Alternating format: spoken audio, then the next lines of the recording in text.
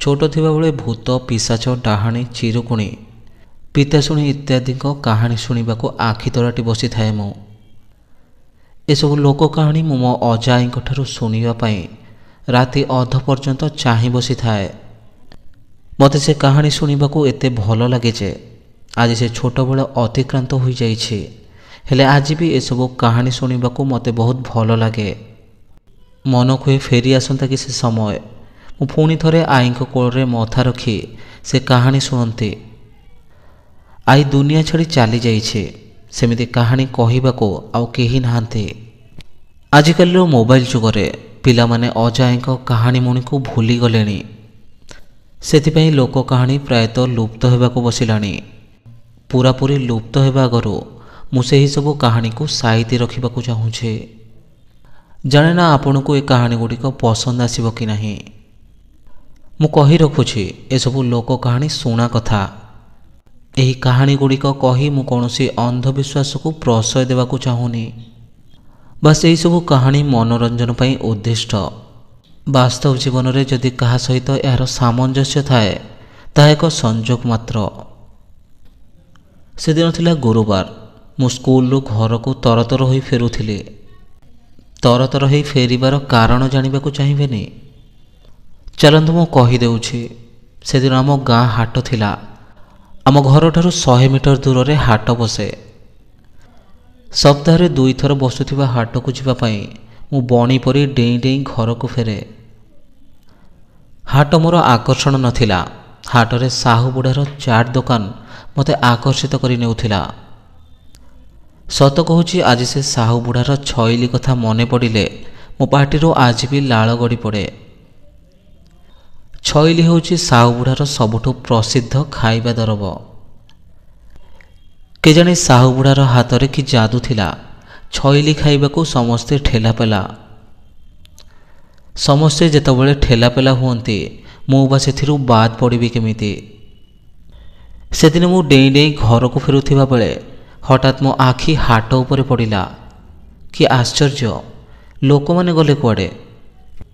मु एपट सेपट होई देखिबाकू लागिली। अरे आज लोक गुड़ाक गले कुआडे? एते बेलू तो हाउजाउ हुअन्ति। एपट सेपट होई देखुथिला बेले गोटे दृश्य उपरे मो आखि अटकी गला। स्कूल फेरिबा रास्ता रे गोटे पोखरी पड़े। सेदिन से पोखरी हुड़ारे एमिति किछि हेउथिला जे जाहाकू देखिया पई हाटर अधिकांश लोक हुड़ा आखपाख अंचल रे जमा होई जाइथिले।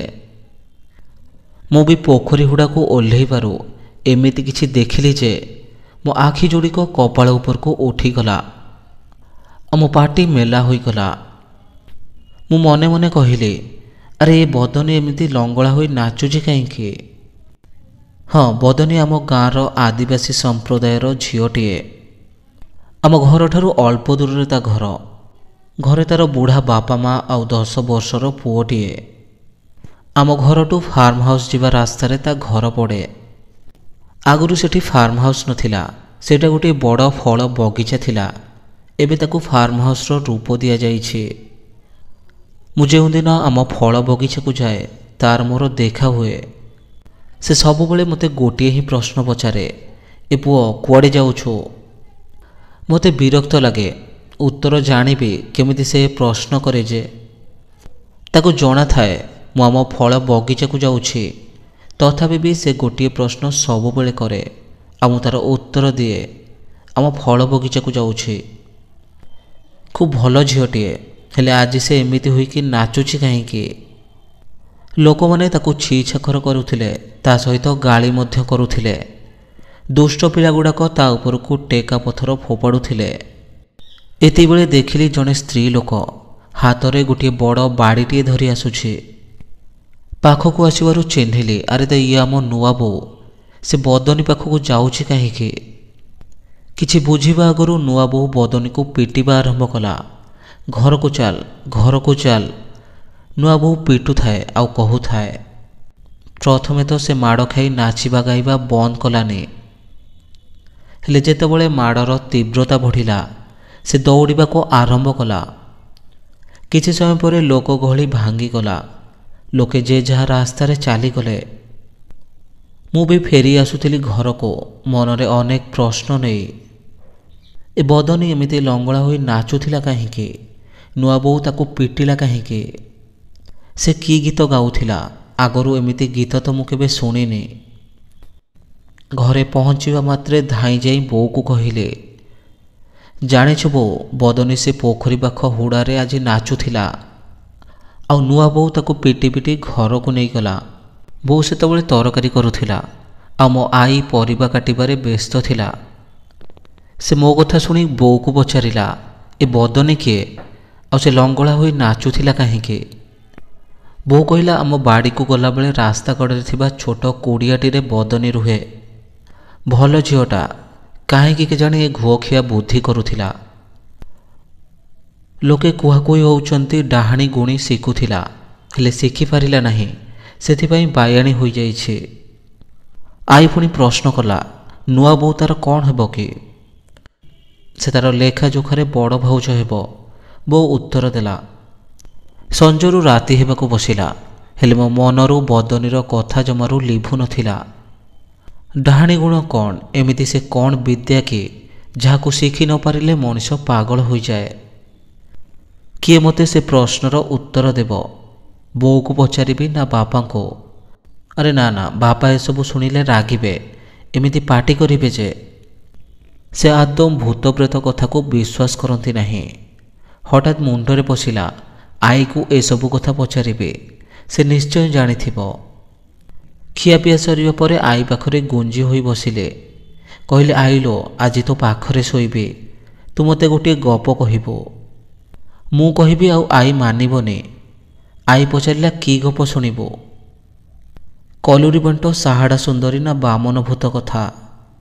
ମୁଁ କହିଲି, ନାଇଁ, ଆଜି ମୋତେ ଡାହାଣୀ ଗପ କହିଦେ। ଆଈ କହିଲା, ନାଇଁ, ରାତିରେ ଡାହାଣୀ ଗପ ଶୁଣନ୍ତିନି, କାଲି ଦିନରେ କହିବି। ହେଲେ ମୁଁ କେଉଁ ମାନିବା ଜନ୍ତୁ? ମୋତେ ଆଜି କହିଦେ, ମୋତେ ଆଜି କହିଦେ କହି ତା ମୁଣ୍ଡ ଖରାପ କରିଦେଲି। ଡାହାଣୀ ଦେଖିବାକୁ କେମିତି? ତାର ହାତ ଗୋଡ଼ କେତେଟା? ଡାହାଣୀ ଗୁଣ କେମିତି ଶିଖନ୍ତି? କିଏ ଶିଖାଏ? ଡାହାଣୀ ପାଠ ପଢ଼ିଲେ କି ଲାଭ ମିଳେ? ଇତ୍ୟାଦି ଇତ୍ୟାଦି। ଆଈ କହିବାକୁ ଆରମ୍ଭ କଲା, ଡାହାଣୀ ଆମ ଭଳିଆ ମଣିଷ। ସେମାନଙ୍କର ଆମ ଭଳି 2ଟି ଆଖି, 2ଟି କାନ, 2ଟି ଗୋଡ଼ ଆଉ 2ଟି ହାତ, ହେଲେ ତାଙ୍କର ଶକ୍ତି ଅସୀମିତ। ସେମାନେ ଆକାଶରେ ଉଡ଼ିପାରନ୍ତି, ପାଣିରେ ଚାଲିପାରନ୍ତି, କୌଣସି ରୂପ ଧାରଣ କରିପାରନ୍ତି। ସେମାନଙ୍କ ଭିତରେ ଆଉ ଆମ ଭିତରେ ଗୋଟିଏ ମାତ୍ର ଫରକ। ଆମ ପାଖରେ ବୁଦ୍ଧି ବିବେକ ଥାଏ, ମାତ୍ର ସେମାନଙ୍କ ପାଖରେ ନଥାଏ। ସେମାନେ କେବଳ ନିଜ କଥା ଚିନ୍ତା କରନ୍ତି, ଅନ୍ୟ ସମସ୍ତେ ତାଙ୍କ ସାମ୍ନାରେ ତୁଚ୍ଛ। ମୁଁ ପଚାରିଲି, ସେମାନେ ଡାହାଣୀ ଗୁଣ ଶିଖନ୍ତି କାହିଁକି? କୌଣସି ଗୋଟିଏ ମୁହୂର୍ତ୍ତରେ ନିଜକୁ ସବୁଠାରୁ ଶକ୍ତିଶାଳୀ ସାବ୍ୟସ୍ତ କରିବା ପାଇଁ, ନହେଲେ ନିଜ ଅସ୍ତିତ୍ୱ ଜାହିର କରିବା ପାଇଁ ସେମାନେ ଏ ଗୁଣ ଶିଖନ୍ତି। ମୁଁ ପଚାରିଲି, ସେମାନେ ବିଦ୍ୟା ଶିଖି କି ଲାଭ ପାଆନ୍ତି? ଆଈ କହିଲା, ନିଜ ମନସ୍କାମନା ପୂର୍ଣ୍ଣ କରିବା ପାଇଁ। ମୁଁ ପଚାରିଲି, ମନସ୍କାମନା? ଆଈ କହିଲା, ହଁ, ଧରିନେ ତୋ ସହିତ ଡାହାଣୀର ଶତ୍ରୁତା ଅଛି। ସେ ସିଧା ରାସ୍ତାରେ ଚାଲି ତୋ ସହିତ ଲଢ଼େଇ କରି ସେ ପାରିବନି। ସେଥିପାଇଁ ସେ ତାର ଡାହାଣୀ ବିଦ୍ୟା ପ୍ରୟୋଗ କରିବ, ଆଉ ତୋର ବହୁତ କିଛି କ୍ଷତି କରିପାରିବ। ବୋଲି ଏମିତି କଥା? ମୁଁ ପଚାରିଲି, ଡାହାଣୀମାନଙ୍କୁ ପାଠ ଶିଖାଏ କିଏ? ତୋତେ ଯେମିତି ତୋ ସାର୍ ଦିଦି ପାଠ ପଢ଼ାନ୍ତି, ସେମାନଙ୍କୁ ବି ତାଙ୍କ ସାର୍ ମାନେ ପାଠ ପଢ଼ାନ୍ତି। ମୁଁ ପଚାରିଲି, ହେଲେ କେମିତି? ତାଙ୍କର କ'ଣ ସ୍କୁଲ ଅଛି, ବହି ଖାତା କଲମ ଅଛି? ଆଈ କହିଲା, ନାହିଁ, ତାଙ୍କର ବହି ଖାତାର ଆବଶ୍ୟକତା ନାହିଁ। ଗୀତ ହିଁ ତାଙ୍କର ପାଠପଢ଼ାର ମାଧ୍ୟମ। ଗୀତ ମାଧ୍ୟମରେ ଡାହାଣୀମାନେ ପାଠ ଶିଖନ୍ତି। ତାଙ୍କ ଡାହାଣୀ ଗୁରୁମା ପ୍ରଥମେ ଗୀତ ଗାଇ ଆଉ ତାଙ୍କ ଛାତ୍ରମାନଙ୍କ ସହିତ ଗୀତ ଶୁଣି ବୁଲନ୍ତି। ଅମାବାସ୍ୟା ରାତିରେ ସବୁ ଡାହାଣୀ ଗୋଟିଏ ଶୂନଶାନ ଜାଗାରେ ଏକାଠି ହୁଅନ୍ତି। ତା ଉପରେ ଡାହାଣୀ ଗୁରୁମା ଗୀତ ମାଧ୍ୟମରେ ପାଠ୍ୟକ୍ରମ ଆରମ୍ଭ କରନ୍ତି। କୁହନ୍ତି ଡାହାଣୀର ସ୍ୱର ବହୁତ ମଧୁର, ଯେ କେହି ସେ ଗୀତ ଶୁଣିବ ଟାଣି ହୋଇଯିବ। ହେଲେ ଶବ୍ଦ ସବୁ ଭାରି କାଠିକର, ସହଜରେ ପାଟିରେ ପଶେ ନାହିଁ। ସେଥିପାଇଁ ଯିଏ ସେ ଗୁଣ ଶିଖୁଥିବ ସବୁବେଳେ ଘୋଷି ହେଉଥିବ। ଜାଣିଛୁ, ତୁମର ଯେମିତି ବର୍ଷ ଶେଷରେ ପରୀକ୍ଷା ହୁଏ, ତାଙ୍କର ବି ସେମିତି ପରୀକ୍ଷା ହୁଏ। ତାଙ୍କ ପାଠ ଅମାବାସ୍ୟା ଦିନ ଶିଖା ହୁଏ, ମାତ୍ର ପରୀକ୍ଷା ପୂର୍ଣ୍ଣିମା ଦିନ ହୁଏ। ସେଦିନ ରାତିରେ ଡାହାଣୀ ଗୁରୁମା ତାଙ୍କର ସବୁ ଛାତ୍ରଛାତ୍ରୀମାନଙ୍କୁ ଗୋଟିଏ ପୋଖରୀ ପାଖକୁ ଡାକେ। ତାପରେ ଗୋଟିଏ ଶାଳପତ୍ର ଦନାରେ ଅରୁଆ ଚାଉଳ, 7ଟି ଦୁବ ଆଉ ଗୋଟିଏ ଜ୍ୱଳନ୍ତା ସଳିତା ରଖେ। ତାପରେ ଡାହାଣୀ ଗୁରୁମା ସେ ସଳିତା ଦନାକୁ ପୋଖରୀ ପାଣିରେ ଭସାଇ ଦିଏ। ତାପରର କାମ ହେଲା ମଝି ପୋଖରୀରେ ଭାସୁଥିବା ସେ ଦନାକୁ ଛାତ୍ରଛାତ୍ରୀମାନେ ଆଣିବେ। ମୁଁ କହିଲି, ଏଥିରେ ଅସୁବିଧା କ'ଣ? ପହଁରି ଶିଖିଥିଲେ ତ ଏ କାମ ବହୁତ ସହଜ। ପହଁରି ଚାଲିଯିବ ଆଉ ଦନାକୁ ନେଇ ଫେରି ଆସିବ।